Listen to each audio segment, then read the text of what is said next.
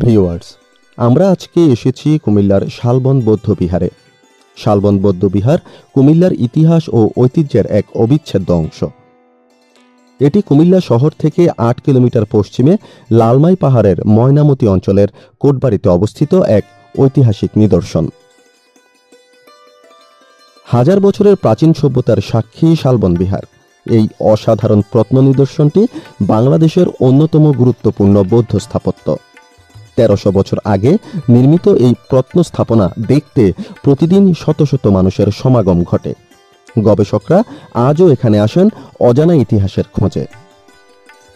চলুন বাংলাদেশ বেতারের লেন্সে দেখে নেই ইতিহাসের জীবন্ত সাক্ষী শালবন বিহার এবং জেনে নেই এর অজানা ইতিহাস।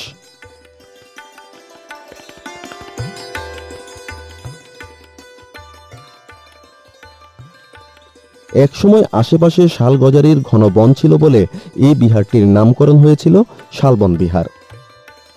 অমূল্য প্রত্ন সম্পদে সমৃদ্ধ স্থানটি আগে শালবন রাজার বাড়ি নামে পরিচিত ছিল।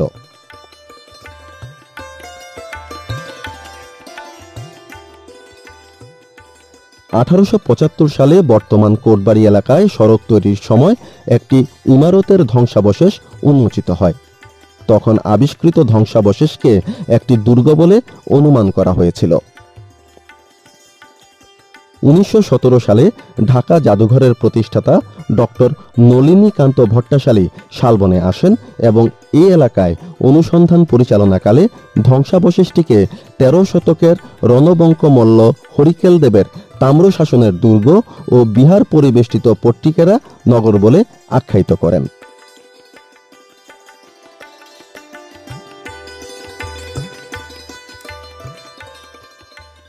যদিও অন্যান্য প্রত্নতাত্ত্বিকদের মত অনুযায়ী এটি ছিল জয়কর্মান্ত বসাক নামক একটি প্রাচীন নগরের ধ্বংসাবশেষ, তবে অধিক সমর্থিত একাধিক মত অনুযায়ী ধারণা করা হয় যে আজ থেকে ১৩০০ বছর আগে ৭ম শতাব্দীর শেষ থেকে ৮ম শতাব্দীর প্রথম ভাগে দেববংশের চতুর্থ রাজা শ্রী ভবদেব এই বৌদ্ধবিহারটি নির্মাণ করেন।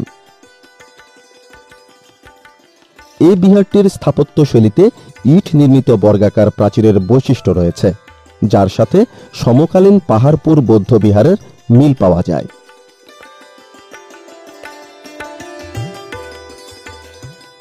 বর্গাকার শালবন বিহারের প্রতিটি বাহু ১৬৭.৭ মিটার দীর্ঘ। বিহারের চারদিকের দেয়াল ৫ মিটার পুরু। বিহারে ঢোকা বা বের হওয়ার মাত্র একটাই পথ। এই পথ উত্তর ব্লকের ঠিক মাঝামাঝি স্থানে রয়েছে। বিহারের ঠিক মাঝে ছিল কেন্দ্রীয় মন্দির।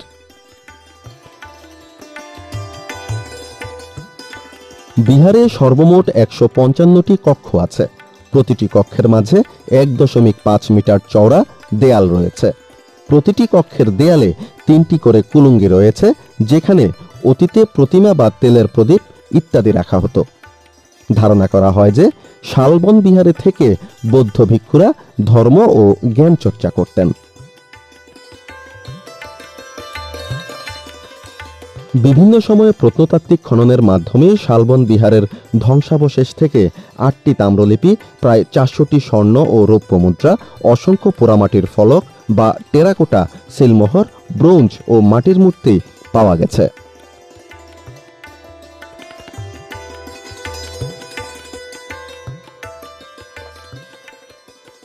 কিভাবে যাবেন শালবন বিহারে? কুমিল্লা শহর থেকে ৮ কিলোমিটার দূরে শালবন বিহারের অবস্থান। কুমিল্লা শহরের টমসম ব্রিজ এলাকা থেকে সরাসরি শালবনের যানবাহন পাওয়া যায়। তাছাড়া কুমিল্লায় পৌঁছে পদুয়ার বাজার বিশ্ব রোড, কুমিল্লা ক্যান্টনমেন্ট গেট বা কোটবাড়ি মোড় গিয়ে মাইক্রোবাস, অটোরিকশা, সিএনজি নিলেই শালবন বিহারে পৌঁছানো যায়।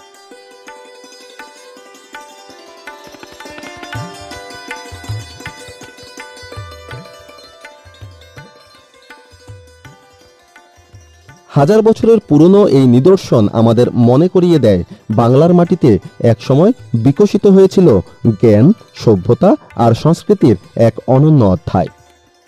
বাংলার প্রাচীন গৌরবের প্রতিচ্ছবি হয়ে এটি আজও সময়ের স্রোতে অমলিন।